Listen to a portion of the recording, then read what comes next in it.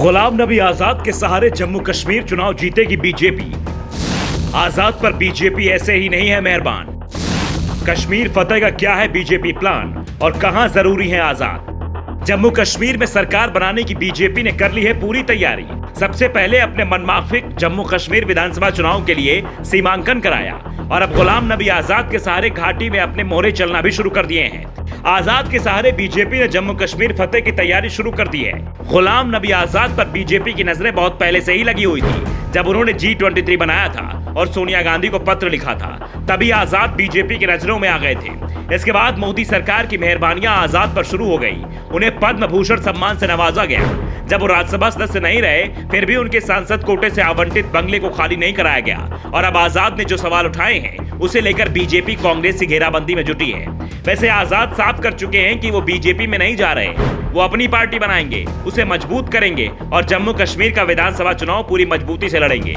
आजाद के बगावत के बाद कश्मीर के कई दलों ने उनसे संपर्क साधा है। दावा किया जा रहा है कि फारूक अब्दुल्ला भी आजाद के संपर्क में है। अब तक गुपकार समूह के साथ होने का दावा करने वाले फारूक ने अचानक ऐलान कर दिया कि वो अकेले ही सभी 90 सीटों पर चुनाव लड़ेंगे और अब संकेत मिल रहे हैं कि वो आजाद के साथ मिलकर चुनाव लड़ सकते हैं। दरअसल घाटी के करीब 30 सीटों पर गुलाम नबी आजाद का प्रभाव माना जाता है और करीब इतनी ही सीटें जम्मू में हैं जिन पर आजाद का प्रभाव है। यानी आजाद और नेशनल कॉन्फ्रेंस के बीच गठबंधन होता है तो इसका फायदा दोनों को होगा और सबसे बड़ा नुकसान पीडीपी और कांग्रेस को उठाना पड़ेगा, क्योंकि आजाद सबसे ज्यादा सेंधमारी कांग्रेस के वोट में ही करेंगे।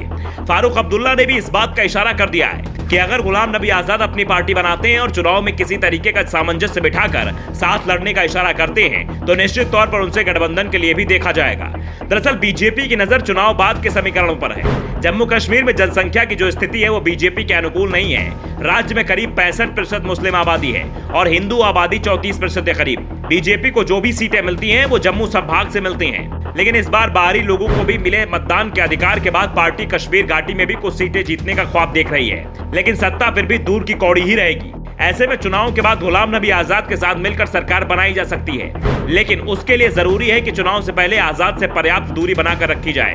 दरअसल बीजेपी को फायदा गुलाम नबी आजाद को सीधे तौर पर अपने साथ मिलाकर नहीं होने वाला है। अगर आजाद वहां अकेले लड़ते हैं तो बीजेपी विरोधी वोटों का बंटवारा करेंगे। इससे बीजेपी को कुछ स्थानों पर फायदा हो सकता है, लेकिन घाटी में सीट जीतना उस दौर में भी मुश्किल होगा। लेकिन वो घाटी के किसी मजबूत राजनीतिक दल के साथ गठबंधन कर लेते हैं, फिर चाहे वो नेशनल कॉन्फ्रेंस हो या पीडीपी, तो आजाद को कुछ सीटें मिल सकती हैं। लेकिन ये सिर्फ कयासी लगाए जा रहे हैं, क्योंकि आजाद ने अभी तक इस तरह के संकेत नहीं दिए हैं कि वो चुनाव से पहले या चुनाव के बाद बीजेपी के साथ गठबंधन करेंगे।